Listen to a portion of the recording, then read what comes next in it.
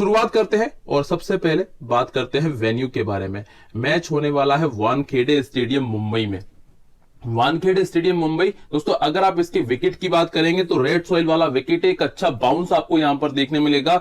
Seamers को यहां पे स्टार्टिंग में बहुत अच्छी हेल्प मिलती है, मतलब नई बॉल के साथ में स्विंग देखने मिलता है, पावर प्ले में विकेट आपको देखने मिल सकते हैं। और एक दूसरी सबसे बड़ी बात आपको यहां पर देखने मिलेगी कि एक अच्छा खासा स्कोर आपको देखने मिलेगा। हाई स्कोरिंग ग्राउंड है, मतलब बैट्समैन की यहां पर बल्ले बल्ले आपको देखने मिलेगी और बहुत ज्यादा रन आप यहां पर देख सकते हैं। और दोस्तों ये जो ग्राउंड है आप देखेंगे लगभग 70 मीटर की बाउंड्री आपको मिल जाएगी। और अब इस मैदान पर खेले गए मैचेस के बारे में बात करते हैं तो टोटल इस मैदान पर हुए अभी तक 73 मैचेस, जिनमें से 36 बार पहले बैटिंग करने वाली टीम ने और 37 बार सेकंड बैटिंग करने वाली टीम ने मैच को विन किया है। ज्यादा अंतर नहीं है, जिसका पेसिंग डिपार्टमेंट ज्यादा बेहतर था उसने मैच को विन किया और जिसका बैटिंग डिपार्टमेंट लंबा था उसने यहां पर मैच को विन किया है। तो ये दो खास बात आपको यहां पे अपने दिमाग में रखनी है कि एक तो फास्ट बॉलर्स और दूसरी है कि बैट्समैन। और यहां का जो एवरेज स्कोर तो आप देखेंगे लगभग 170 है, क्योंकि दोस्तों आप देखेंगे 73 मैचेस हो चले हैं तो पहले इतने बड़े स्कोर बनते नहीं थे, तो एवरेज स्कोर यहां पे आपको कम दिख रहा होगा। लेकिन करंट के लिए यहां पे कम से कम 170 से ऊपर का स्कोर बनाना ही पड़ेगा अगर आप पहले बैटिंग करते हुए जीतना चाहते हैं तो। और इस मैदान का जो हाईएस्ट स्कोर है वो 235 है, सिर्फ एक विकेट गवाकर। और जो सबसे कम स्कोर है वो है केकेआर का, जिसमें 67 जिसपे 67 पर वो ऑल आउट हो गई थी। और स्कोरिंग पैटर्न पर देखेंगे तो 190 से ऊपर का स्कोर 11 बार बन चुका है। और जो मैक्सिमम स्कोर आप यहां पर देखेंगे वो है 170 से 190 के बीच में, ये मैक्सिमम स्कोर यहां का है और यहां पे बड़ी आसानी से आपको देखने मिल जाता है। अब चलिए बात करते हैं पिछले साल, मतलब 2019 की बात कर रहे हैं कि 2019 में जब इस मैदान पर मैचेस खेले गए तो कैसा कुछ हमने देखा था। तो जो आखिरी मैच हुआ कलकत्ता का, 133 रन बने। और दोस्तों जैसे जैसे मैचेस होते जाते हैं पिच खराब होता जाता है, इसलिए स्कोर आपको यहां पे थोड़ा सा कम दिखेगा, 133। और सेकंड इनिंग मुंबई इंडियंस ने चेस किया। अब स्कोर किन किन प्लेयर्स ने स्कोर किया था? स्कोर किया था यहां पे एक तो ओपन करने वाले प्लेयर ने जिसने स्ट्राइक ली थी, और एक तीसरे नंबर के प्लेयर ने। दूसरी तरफ टॉप ऑर्डर के तीनों प्लेयर्स ने स्कोर किया, 1 डाउन, सेकंड डाउन और थर्ड डाउन, मतलब तीनों प्लेयर्स ने स्कोर किया। और विकेट्स किसके खाते में गए? टोटल फास्ट बॉलर्स के खाते में गए 8 विकेट। इसके बाद आप आएंगे दोस्तों इसके पहले वाले मैच पे, तो यहां पर आप देखेंगे 162 था, यहां पर 162 हुआ, यहां स्कोर लेवल हुआ। और स्कोर किया किसने था? यहां पर भी दोस्तों टॉप ऑर्डर से स्कोर आपने देखा, जो नॉन स्ट्राइक पर बैट्समैन आए थे उन्होंने स्कोर किया। और दूसरी तरफ तीसरे नंबर के बैट्समैन, मतलब 1 डाउन के प्लेयर ने यहां पर स्कोर किया था। और मैक्सिमम विकेट गए फास्ट बॉलर्स के खाते में। और यहां पर 171, 172 का स्कोर है, मतलब जैसे जैसे आप पीछे जा रहे हैं वहां पे स्कोर आपको बड़ा मिल रहा है, क्योंकि पिच उतनी फ्रेश थी। और स्कोर किसने किया? 3 नंबर, 4 नंबर और यहां पे 1 नंबर के बैट्समैन ने स्कोर किया। और यहां पे 187 और 188 और विकेट गए मैक्सिमम फास्ट बॉलर्स के खाते में। और यहां पर आप दोस्तों थोड़ा सा उल्टा हुआ, यहां पे 4 फास्ट बॉलर्स के विकेट थे, 2 स्पिनर्स के विकेट थे। तो टोटल यहां पर भी फास्ट बॉलर्स के विकेट आपने ज्यादा देखे और यहां पर स्पिनर्स को थोड़े से ज्यादा विकेट मिल गए थे। लेकिन मैक्सिमम फोकस फास्ट बॉलर्स पे करना। और स्कोर किन प्लेयर्स ने स्कोर किया ये भी आप नजर डालेंगे तो आपको देखने मिलेगा कि टॉप ऑर्डर के जो 3 प्लेयर हैं, मैक्सिमम मैचेस में टॉप ऑर्डर के जो 3 प्लेयर हैं उनके बैट से स्कोर निकला है। तो क्या करना है दोस्तों? आपको फोकस करना है जो टॉप 3 प्लेयर है दोनों तरफ से, फर्स्ट इनिंग में भी और सेकंड इनिंग में भी, जो टॉप 3 प्लेयर है वो आपको स्कोर करके देने वाले हैं। और नई गेंद से विकेट मिलने के चांसेस रहते हैं, तो एक विकेट अगर निकलता है तो वो आपको नई विकेट नई गेंद से देखने मिल सकता है। तो जो बॉलर आपको पावर प्ले में गेंदबाजी कर देगा वो भी आपके लिए थोड़ा सा फायदेमंद हो सकता है। अब दोस्तों यहां पर मैं आपको दिखाने वाला हूं कि सीजन का पहला मैच जब इस पिच पर खेला जाता है, मतलब जब नई विकेट पे, बिल्कुल फ्रेश विकेट पे मैच हुआ था पिछले 2019 में, तो वहां पे दिल्ली कैपिटल ने 213 का स्कोर कर दिया था। और जो स्कोर किया था वो मिडिल ऑर्डर ने किया था। आप देखेंगे यहाँ पे 5वें नंबर और 4थे नंबर के बैट्समैन ने स्कोर किया। पहली पारी में 5वें नंबर के बैट्समैन ने, दूसरी पारी में 4थे नंबर के बैट्समैन ने स्कोर किया। और फास्ट बॉलर्स के खाते में पूरे विकेट गए, मतलब फ्रेश विकेट पे आपको अच्छा स्कोर देखने मिल सकता है। बात करते हैं दोनों ही टीमों के हेड टू हेड परफॉर्मेंस के बारे में। तो 2020 में चेन्नई ने 179 का स्कोर किया, दिल्ली कैपिटल ने चेस किया। फॉफ डुप्लेसी 58 थे, अंबती रायडू के 45 थे, रविंद्र जडेजा के 33 थे और दीपक चेहर ने 2 विकेट निकाले। दूसरी तरफ से यहां से आप देखेंगे शिखर धवन 101 और एनरिक नॉर्किया के 2 विकेट थे। अब इसके नीचे अगर आप चेक करेंगे तो यहां पे आपको स्कोर मिलेगा पृथ्वी शॉ, ऋषभ पंत, शिखर धवन एक बार फिर से दिखेंगे और कगिसो रबाडा और एनरिक नॉर्के दोस्तों ये पहले मैच में आपको खेलते हुए नजर नहीं आएंगे। साउथ अफ्रीका का अभी कोई भी प्लेयर आपको पहले मैच में खेलता हुआ नजर नहीं आएगा, तो अभी इनको अवॉइड करें। फॉफ डु प्लेसी मिल जाएंगे क्योंकि दोस्तों इन्होंने रिटायरमेंट हो चुका है इनका 43, और पीयूष चावला हालांकि इस टीम में नहीं है अभी। अब यहां से आप देखेंगे ऋषभ पंत ने 38 का स्कोर किया, एक बार फिर से आपको ऋषभ पंत का नाम देखने मिला। दूसरी तरफ से फिर से फॉफ डु प्लेसी हैं, वॉटसन रिटायर्ड, दीपक चहर, रविंद्र जडेजा और ड्वेन ब्रावो, इन तीनों ने 2-2 विकेट निकाले।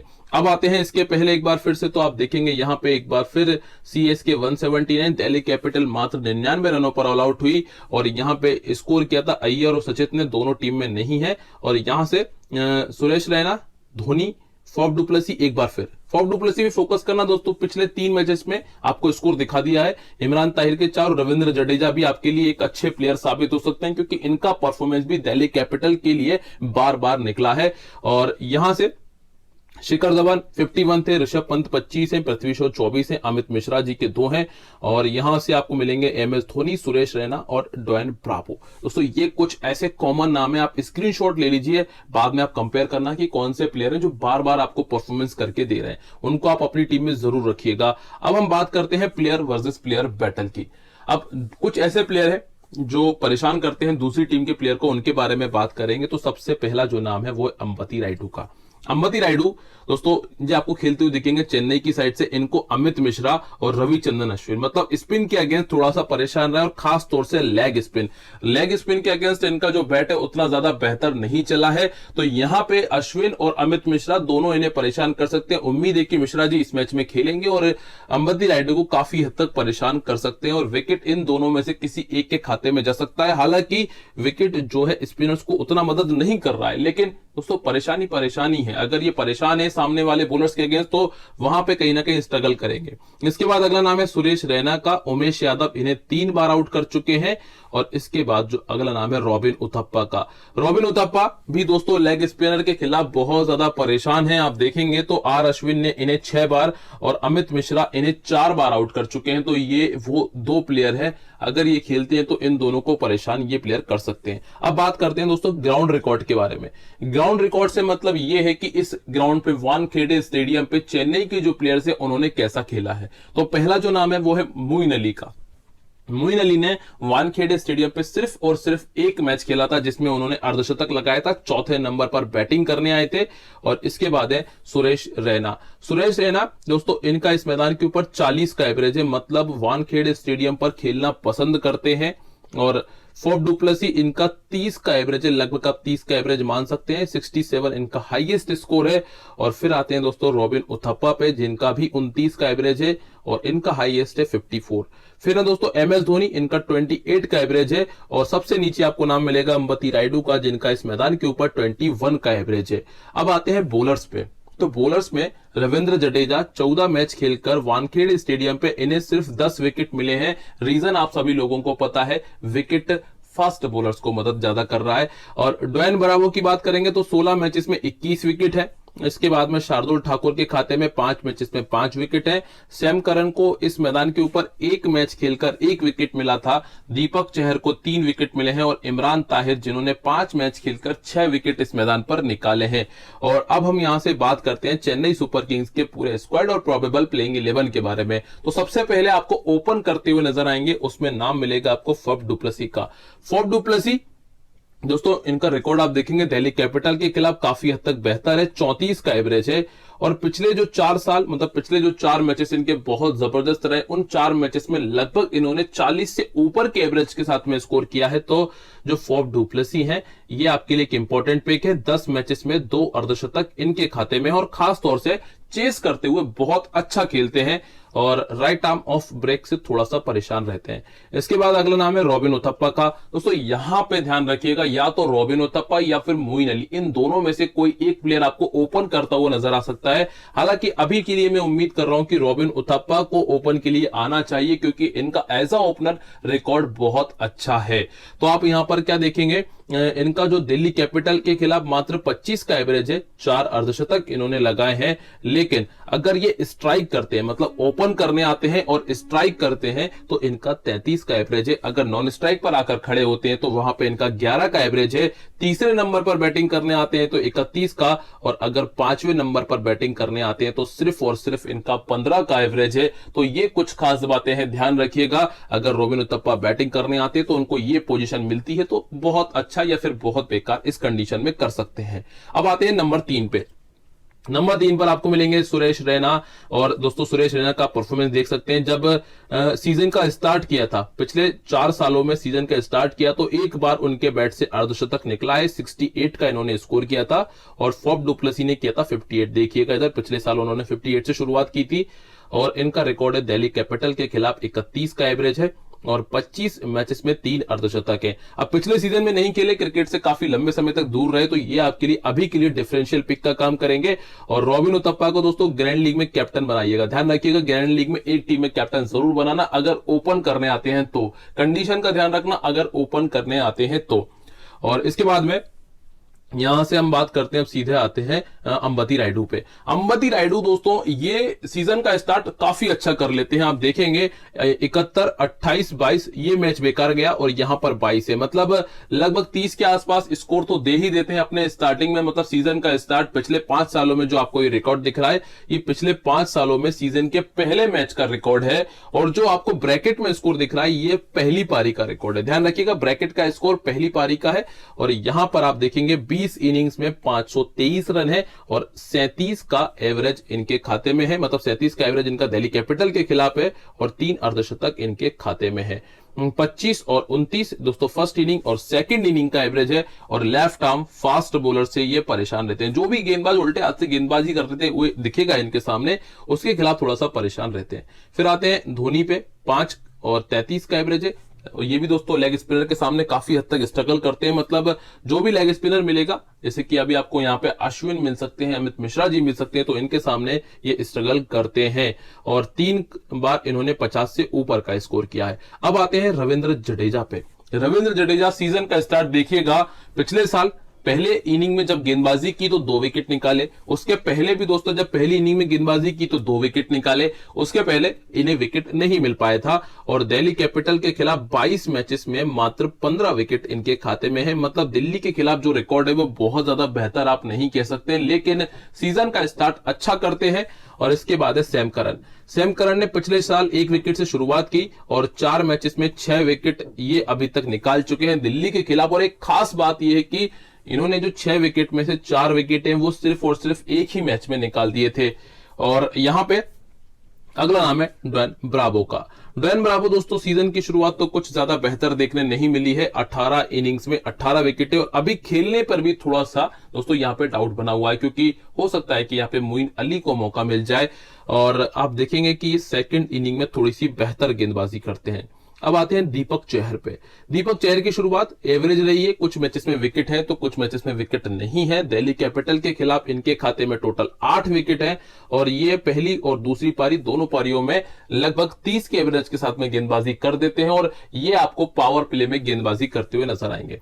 ड्वेन ब्रावो अगर खेलते हैं तो डेथ ओवर्स में मिलेंगे। दीपक चहर और सैम करन आपको पावर प्ले में गेंदबाजी करते हुए नजर आएंगे। इसके बाद में दोस्तों अगला नाम है शार्दुल ठाकुर का। शार्दुल ठाकुर दोस्तों रिसेंटली इन्होंने बहुत जबरदस्त गेंदबाजी की, अगर आपने देखा होगा इंग्लैंड के खिलाफ, लेकिन दिल्ली कैपिटल के खिलाफ जो इनका रिकॉर्ड है 6 मैचेस में 3 विकेट है, लेकिन रिसेंटली फॉर्म में है, इसके चलते आप इन्हें अपनी टीम में रख सकते हो। और खासतौर से ये आपको डेथ ओवर्स में ही विकेट निकाल कर देंगे। विकेट टेकर बॉलर है तो डेथ ओवर्स में गेंदबाजी करेंगे। और लास्ट में इमरान ताहिर है। अब इमरान ताहिर दोस्तों बहुत कम लोग इन पर फोकस कर रहे हैं और अगर ये खेलते हैं, हालांकि बूढ़े हो चले हैं, लेकिन आप इनका सीजन का स्टार्ट देखिए। पिछले साल इन्हें खेलने का मौका नहीं मिला था स्टार्टिंग में, लेकिन इसके पहले जब पहला मैच खेला तो कम से कम 3 विकेट इनके खाते में गए हैं और 4 मैचेस में 7 विकेट इनके खाते में है दिल्ली कैपिटल के खिलाफ। और सेकंड इनिंग में जबरदस्त गेंदबाजी करते हैं। अगर मोइन अली को मौका मिलता है तो इन्होंने 2 मैच खेले हैं और 43 रन का स्कोर किया है दिल्ली कैपिटल के खिलाफ। लुंगी एनगीडी आपको नहीं मिलेंगे, रीजन दोस्तों अभी पहले मैच के लिए क्वारंटीन है। और कृष्णप्पा गौतम एक ऑप्शन बन सकता है। तो इनके दोस्तों 24 इनिंग्स में 13 विकेट इनके खाते में है। चलिए अब यहां पे बात कर लेते हैं दिल्ली कैपिटल के बारे में।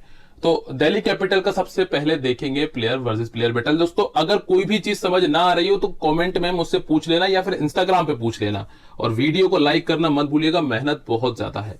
तो यहां पे शिखर धवन जो पहला नाम मिलेगा, डीजे ब्रावो ने इन्हें 2 बार आउट किया है। अजिंक्य रहाणे, दोस्तों इनको करण शर्मा ने 3 बार, दीपक चहर ने 3 बार आउट किया है। पृथ्वी शॉ को दीपक चहर 5 बार आउट कर चुके हैं और सिर्फ 39 बॉलों में। दोस्तों ये फोकस करने वाली बात है, पावर प्ले में गेंदबाजी करते हैं दीपक चहर और नई बॉल के साथ में मतलब स्टार्टिंग में बैटिंग करने आते हैं पृथ्वी शॉ। इसके बाद है स्टीवन स्मिथ जिन्हें रविंद्र जडेजा 5 बार और डीजे ब्रावो 2 बार आउट कर चुके हैं। और टेलीग्राम पे जुड़ने के लिए मैं आपको ऑलरेडी बता चुका हूं कि आप मुझे लिंक डिस्क्रिप्शन में या फिर सर्च भी कर सकते हैं। अब इस ग्राउंड के रिकॉर्ड देख लीजिए कि दिल्ली कैपिटल के प्लेयर ने वानखेड़े स्टेडियम पर कैसा खेला है।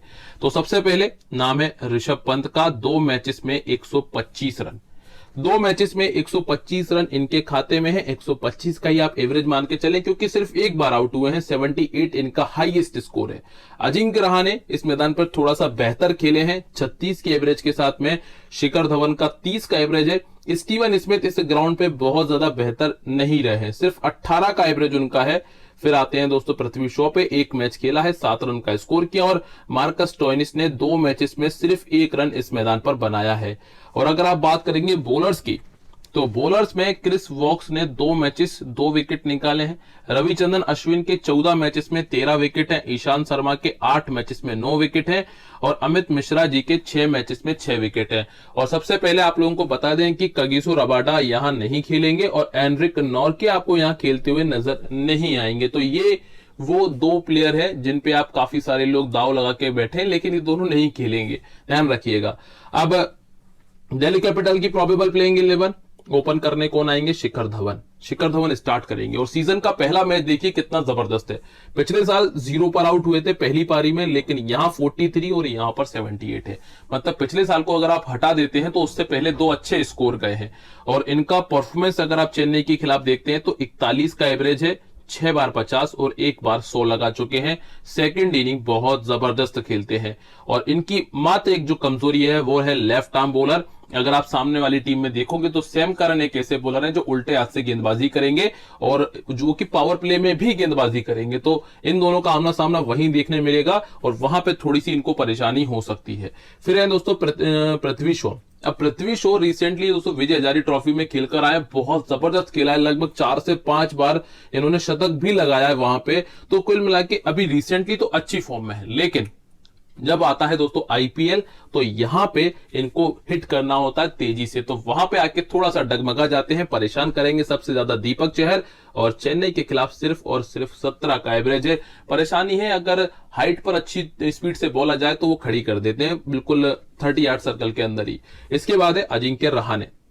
अजिंक्य रहाणे यहां पे ये 2 मैच बहुत अच्छे गए सीजन के, और यहां पे अगर आप बात करेंगे इन 2 मैचेस की तो ये ज्यादा अच्छे नहीं गए। अब अजिंक्य रहाणे 16 इनिंग्स में 343 रन, 22 का एवरेज है। चेन्नई के खिलाफ 3 अर्धशतक खाते में है।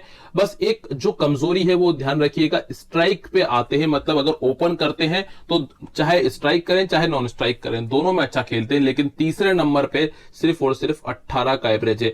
तो तीसरा नंबर इनके लिए ज्यादा कुछ खास नहीं है। और दोस्तों अगर टीम इन्हें बाहर करती है, मतलब किसी कंडीशन में अजिंक्य रहाणे को मौका नहीं मिलता है, तो शिमरून हेटमायर को मौका मिल सकता है। फिर स्टीवन स्मिथ है जो कि आपको तीसरे या फिर चौथे नंबर पर बैटिंग करते हुए नजर आएंगे। सीजन का स्टार्ट काफी अच्छा करते हैं, 69 और 84 इससे पहले 2 बार कर चुके हैं और इनका सीएसके के खिलाफ 34 का एवरेज है, हाईएस्ट है 69। और सेकंड इनिंग थोड़ा अच्छा खेलते हैं। फिर आते हैं ऋषभ पंत पे, ये भी सीजन का स्टार्ट बहुत जबरदस्त करते हैं, बैटिंग आने के चांसेस भी काफी हाई है। अगर अजिंक्य रहाणे नहीं खेलेंगे तो चौथे नंबर पर बैटिंग करने आएंगे, और अजिंक्य रहाणे खेलते हैं तो ये 5वें नंबर पर बैटिंग करने आएंगे। और 6 मैचेस में 222 रन, 44 का एवरेज, सीएसके के खिलाफ 79 हाईएस्ट स्कोर है। फिर है दोस्तों इसके बाद मार्कस स्टोइनिस। मार्कस स्टोइनिस दोस्तों सीजन का स्टार्ट यहां पे अच्छा था, गेंदबाजी अच्छी कर लेते हैं, लेकिन सीएसके के खिलाफ 21 का एवरेज है और 2 मैचेस में कोई भी विकेट नहीं मिला है। हालांकि टीम के पास बॉलिंग के बहुत सारे ऑप्शन है और ये बहुत रेयर कंडीशन में ही बॉलिंग करेंगे। अगर कोई बॉलर बहुत ज्यादा ठुकाई उसकी हो रही है तो ही ये गेंदबाजी करने आएंगे। और इसके बाद है क्रिस वॉक्स। दोस्तों ये अच्छे प्लेयर हैं, बहुत अच्छे प्लेयर हैं। इनका आईपीएल का रिकॉर्ड 18 मैचेस में 25 विकेट है और सेकंड इनिंग बहुत जबरदस्त गेंदबाजी करते हैं।